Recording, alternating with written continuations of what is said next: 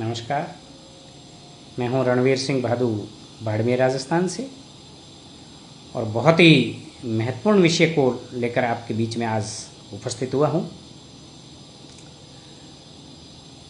मेरे विचार यदि आपको ठीक लगे तो आप अपने जितने भी आपके पास सोशल मीडिया के प्लेटफॉर्म्स हैं उन सभी प्लेटफॉर्म्स के ऊपर ये वीडियो ज़रूर शेयर करिएगा और घर परिवार के सब लोग मिलकर इस वीडियो को देखिए और परिवार के सदस्यों औरों को भी बताइए आप, क्योंकि वर्तमान के अंदर अति महत्वपूर्ण विषय के ऊपर मैं मेरी बात रख रहा हूँ। तो बात शुरू करता हूँ कि 7 वार आप और हम सब ने सुने, सोमवार से लेकर रविवार तक, परंतु इन 7 वारों से भी ऊपर एक और 8वां वार जो सबसे महत्वपूर्ण है, अति महत्वपूर्ण है, और वह है 8वां वार परिवार परिवार परिवार। आज 8वां वार सबका खराब चल रहा है। 8वां वार खराब होने से 7वां वार खराब है, क्योंकि 8वें वार के खराब होने से आए दिन झगड़े होते हैं, कलह होती है, झगड़ा होता है। तो इसलिए आपके सोमवार से लेकर रविवार तक सारे ही वार खराब होते।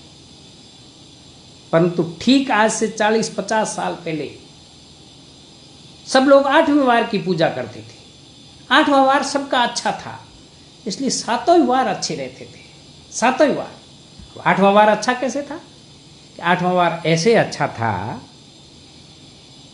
कि बाप बेटे के अंदर एक दूसरे के प्रति इतना आदर सम्मान था, बेटे का पिता के प्रति, कि दूर से छांव दिख जाती तो भी मतलब तपाक से खड़े हो जाते एकदम अनुशासन रूप से। और 2 भाइयों के बीच में अथाह अपनापन, प्रेम, त्याग की भावना, कहीं स्वार्थ रत्ती भर भी नहीं था। और पति पत्नी के बीच में इतना एकाकार, इतना समर्पण एक दूसरे के प्रति, अटूट प्रेम, अटूट धैर्य, अटूट विश्वास, रत्ती भर भी कोई अविश्वास नाम की तो कोई चीज ही नहीं हुआ करती थी। और उस समय के बच्चे इतने अनुशासित, इतने संस्कारवान, इतने धैर्यवान, इतने निष्ठावान, काम के प्रति समर्पण उनका, इतने सेवादार, इसलिए उनके 7वें वार बहुत बढ़िया बीतते थे। परंतु आज क्या हो गया है? एकदम से उल्टा हो गया है। आज प्रत्येक घर, हर घर की कहानी एक जैसी, सब जगह भाइयों में मनमुटाव, बाप बेटे में मनमुटाव, पति पत्नी में मनमुटाव, सब आपस में दुखी एक दूसरे से। इसलिए ज्यादा उपवास, 7वें वारों के उपवास करते हैं, कभी किसी वार का, कभी किसी का, कभी किसी का।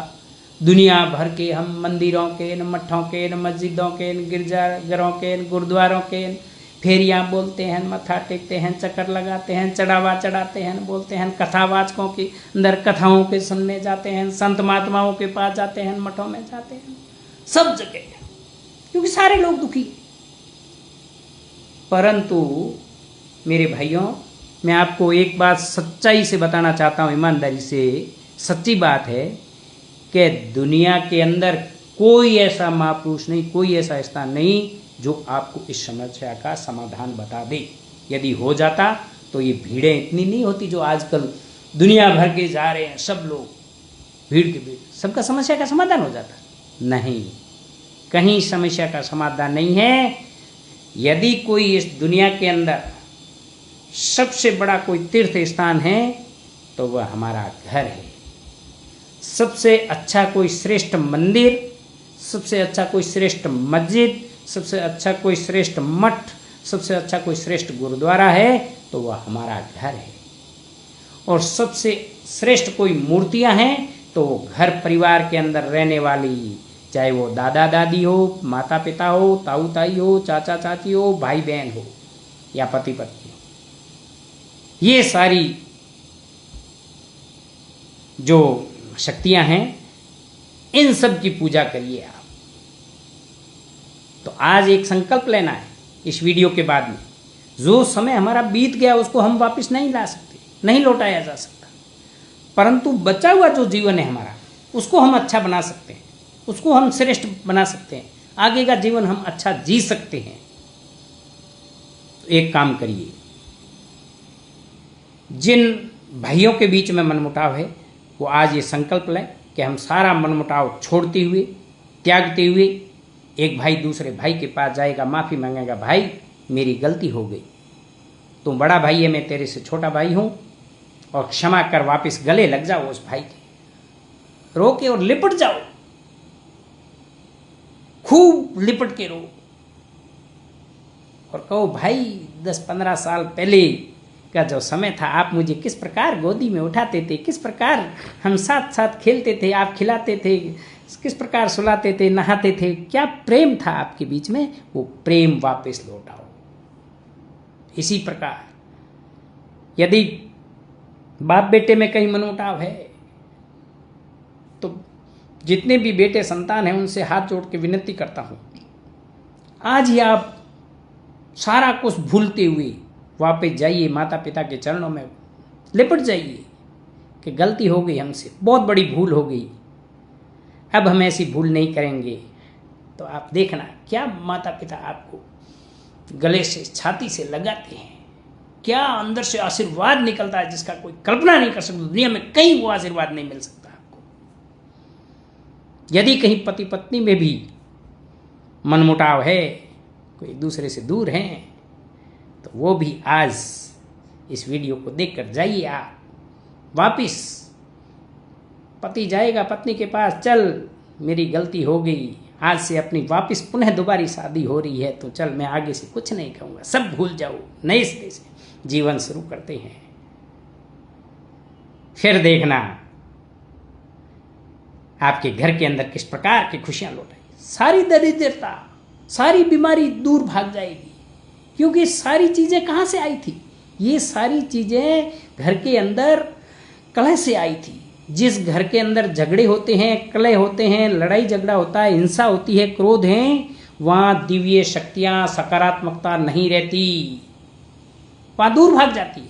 फिर वहां राक्षसी दैत्य शक्तियां रहती है, वो उस घर के अंदर निवास कर लेती है, नकारात्मकता इतनी हावी हो जाती है। फिर तनाव से हम बीमारियां मोल ले लेते हैं, फिर बीमार पड़ जाते हैं। घर परिवार के अंदर सारी दरिद्रता, फिर हम दर लोगों के घर ठोकरें खाएंगे कि हमारे भाइयों के बीच में झगड़ा हो गया, राजीपा कराओ, हमारे बाप बेटे के बीच में हो गया, हमारे पति पत्नी के बीच में हो गया, ऐसे हो गया, तुम दर ठोकरें खाते रहोगे। नहीं तो वापिस एक हो गए, यदि बाप बेटा एक हो गया, भाई भाई एक हो गया, पति पत्नी एक हो गए, तो दुनिया आएगी आपके द्वार पे, आपको सैल्यूट करने, आपको किसी द्वार पे जाने की जरूरत नहीं पड़ेगी। नहीं तो दर ठोकरें खाओगे। यदि आप एक हो गए तो घर के अंदर खुशियां ही खुशियां आ गई। जब खुश हो जाएंगे तो तनाव नहीं रहेगा, तनाव नहीं रहेगा तो कभी बीमार नहीं पड़ेगा। ये मेरा दावा लिख के दे सकता हूं मैं, कभी बीमार नहीं पड़ोगे आप। घर की तिजोरियां धन धान से भर जाएगी, सारे देवी देवता खुश होंगे, आशीर्वाद देंगे आपको। सारी घर की मूर्तियां हैं वो सब अंतर्मन से आपको दुआएं देगी और खुशियां ही खुशियां लौट आएगी। एक सलाह और, चाहे आप बाहर नौकरी करते हो या शहर में रहते हो, हमेशा त्योहार के ऊपर परिवार के साथ मिलकर त्योहार को मनाएं, उत्सव को मनाएं, साथ बैठ के भोजन करें। माता पिता कभी भी कहते हैं उसका बुरा नहीं मानना, गुस्सा नहीं करना, क्रोध नहीं करना, क्योंकि वो हमारे भले के लिए कहते हैं। उनका भला बाद में होगा, पहले हमारा भला होगा, इसलिए कहते हैं। परंतु होता क्या है, हमें माता पिता कहते हैं तो बुरा लगता है, क्रोध आता है, गुस्सा आता है और हम घर परिवार छोड़ के चले जाते हैं। नहीं मेरे भाई, बुरे वक्त के अंदर, विकट परिस्थितियों के अंदर यदि आपकी कोई सेवा काम आएगा तो ये न तो आपके तथाकथित दोस्त काम आएंगे, न तथाकथित जो आपने रिश्तेदार बनाए हुए हैं वो काम आने वाले हैं। दुनिया में कहीं भी आप देख लेना, उठा के उदाहरण, जिस दिन जिसके भी विकट समय आया है, कठिन परिस्थितियां आई है, उन विपरीत परिस्थितियों के अंदर परिवार के लोग ही काम आए और आगे भी काम आएंगे। इसलिए परिवार की पूजा करो।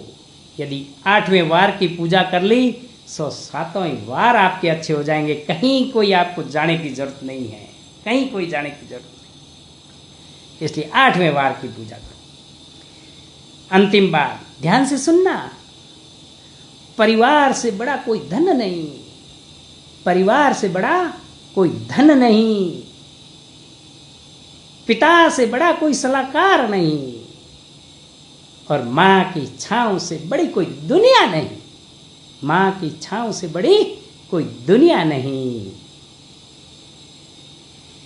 भाई से अच्छा कोई भागीदार नहीं,